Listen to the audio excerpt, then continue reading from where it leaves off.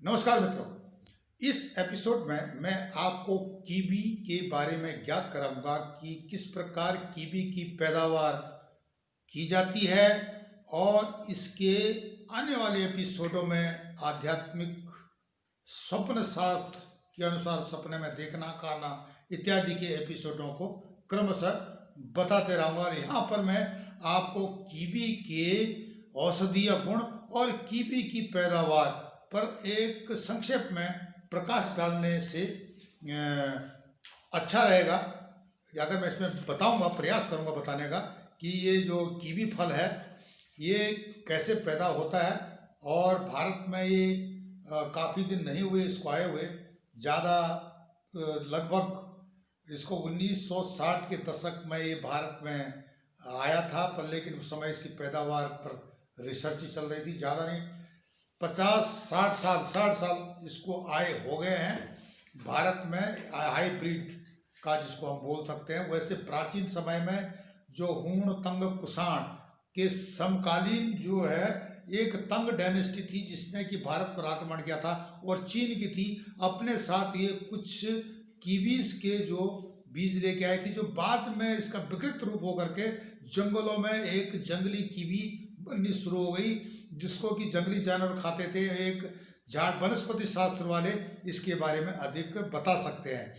ये कीवी का जो प्राचीन इतिहास था कि 1960 के बाद ये जो ढंग का कीवी, हाइब्रिड कीवी, जिसको कि चाइनीज गुसबेरी, इसका नाम चाइनीज गुसबेरी बोलता है। कीवी कैसे पड़ा, इसके पीछे भी इतिहास है। इसको जो है ये न्यूजीलैंड गया। न्यूजीलैंड का जो राष्ट्रीय पक्षी कीवी है, इसका जो रूप है, कीवी का रूप है वो ये इसका जो है कीवी पक्षी है, इसका चाइनीज गुसबेरी बोलते थे इसको। तो इसका रूप जो है वहाँ के पक्षी की तरह था, इसलिए जो है उन्होंने इसका नाम जो है नामकरण इसका कीवी रख दिया। और ये कीवी करके इंटरनेशनलाइज्ड हो गया, जो इसका अंतर्राष्ट्रीयकरण हो गया कीवी फल के हिसाब से। ये इसके नाम का इतिहास है। अब इसके जो है बागवानी, खेती बाड़ी और औषधीय गुणों पर अधिक जानकारी देने से पूर्व मैं आपसे अनुरोध करूंगा कि आप हमारे चैनल ई गैरसन को लाइक करें, सब्सक्राइब करें, कमेंट्स करें और शेयर करें। मित्रों, यह जो कीवी मैंने आपको दिखाया है, या इसको चाइनीज गुसबेरी बोलते थे प्राचीन समय में, क्योंकि चाइना से आया था ये फल। इसके जो है बागवानी जो है वो ये पहाड़ी क्षेत्रों का फल है तकरीबन, और 5000 फीट से लेकर के 8000 फीट की ऊंचाई तक ये जो पहाड़ी फल है बोल सकते हैं। और 900 मीटर से लेकर के 1800 मीटर लगभग इतनी ऊंचाई के बीच में ये देता। अधिक ऊंचाई पर जब ठंड हो जाती है हिमालयी क्षेत्रों में, तो वहाँ पर ये नहीं हो सकता है, या ज़्यादा जो गर्म क्षेत्रों में भी ये नहीं हो सकता है। इसकी पैदावार आप उतनी नहीं निकाल सकते हो, पर इतनी ऊंचाई पर वाले क्षेत्रों में इसकी पैदावार बहुत अच्छी होती है। और इसको जो अधिक पानी की जरूरत पड़ती है। अब इसकी बागवानी कैसे होती है, इसमें पौधों का जो बागवानी विभाग होते हैं, जो राज्यों के हॉर्टिकल्चर डिपार्टमेंट, वहाँ पर इनके पौधे या जो ऑथराइज नर्सरी होती है वहाँ पर ये मिल जाते हैं नर और मादा के हिसाब से। अगर आप मादा लगाओ तो नहीं लगेगा, इसके साथ नर भी होना जरूरी है। एक नर पौधे के साथ 8 मादा पौधे काम चल जाएगा, अच्छा फल दे सकते हैं। तो इस तरह से इसके बारे में विवरण है। और इसकी जो बेल होती है ये अंगूर की तरह होती है, इसकी लताएं निकलती हैं, और इसको एंगल पर, लोहे के एंगल पर पहले सीधा खड़ा करना पड़ता है, फिर इस तरह से एंगल को बनाना पड़ता है, टी गार्ड जैसे, उस पर इसको लटकाना पड़ता है। वो जो हॉर्टिकल्चर का विशेषज्ञ है वो आपको इसको अच्छी तरह से समझा देते हैं जब आप इसकी खेती बाड़ी या बागवानी करते हो। यहाँ पर हमारा मुख्य उद्देश्य था इसकी जो फलों की जो औषधीय गुणों के बारे में भी विस्तार से बताने का, और किस प्रकार से जो है कौन से वैरायटी भारत में होती है, जैसे कि एलिसन, बैरामटी इत्यादि जो वैरायटी है, जो इनके नाम है, नस्लें, प्रकार हैं, वो जो है भारत की जो नर्सरियों में देखा जाता है, जो कि अभी ये इसकी बागवानी करते हैं। मध्य जो पर्वतीय इलाके हैं वहाँ पर, विशेषकर हिमाचल ने काफ़ी इसमें प्रोग्रेस की है। उत्तराखंड में भी इसकी अभी पैदावार हो रही है। उसी तरह से जम्मू एंड कश्मीर के जो इसी तरह के जो जलवायु वाले क्षेत्र हैं, या सिक्किम, उत्तर पूर्वी राज्य अरुणाचल प्रदेश, मेघालय, मिजोरम, नागालैंड के पहाड़ियों में भी इसका जो है काफ़ी अच्छी पैदावार इसकी हो रही है।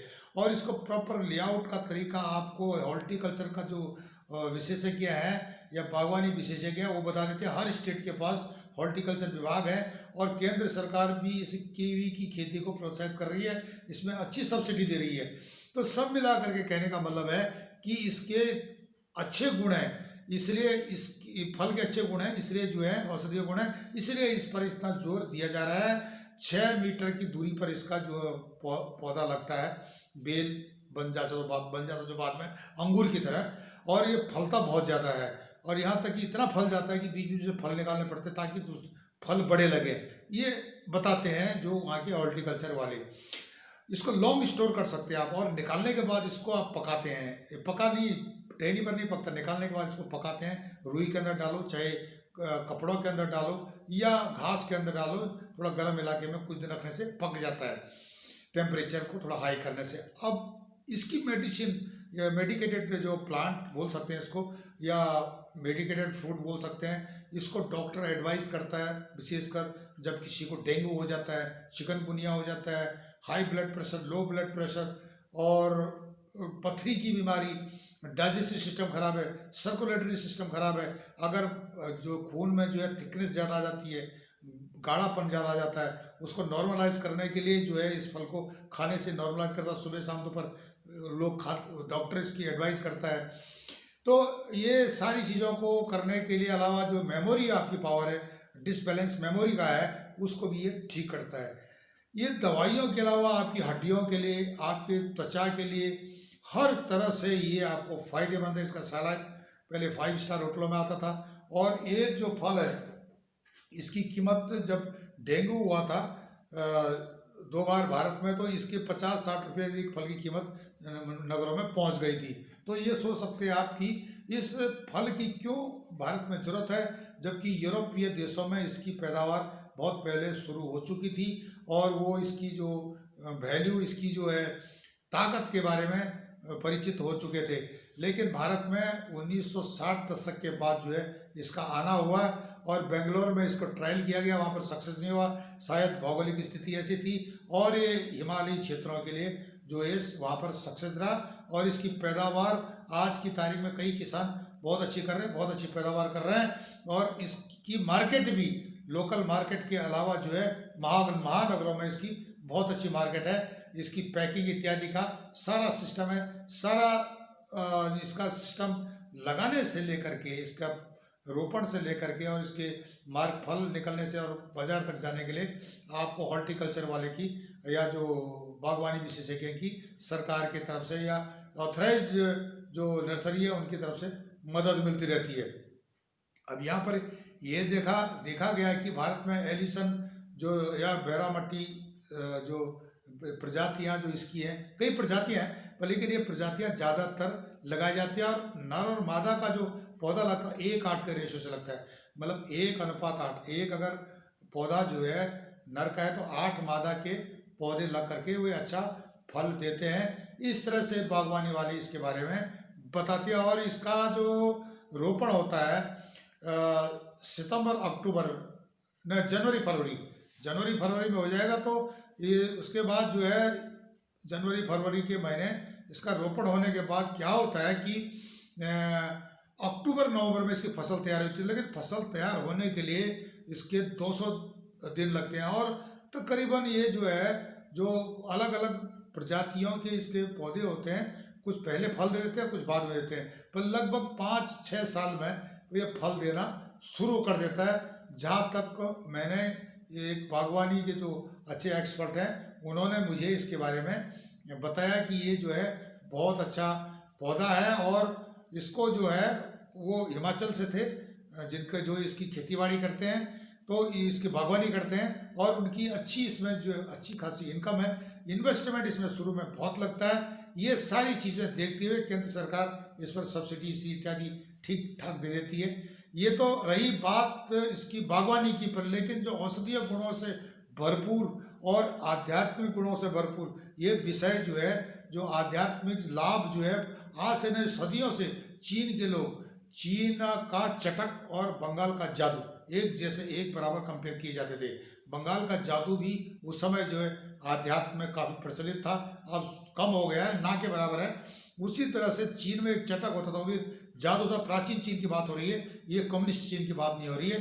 तो उस समय जो है वहां पर इसका प्रयोग इन चीजों में किया जाता था, बशर्ते कि ये विद्याएं भारत से ही वहां गई थी। लेकिन इतिहास कैसा रहा, क्या रहा, वनस्पति शास्त्र वालों को भी इसके बारे में पूरा ज्ञान नहीं होता है। लेकिन जितना ज्ञान है आपके साथ मैं शेयर कर रहा हूँ। अगले एपिसोडों में सपने में कीवी देखना और कीवी के क्या क्या आध्यात्मिक उपाय चीन में होते रहे, उस पर मैं चर्चा करूंगा।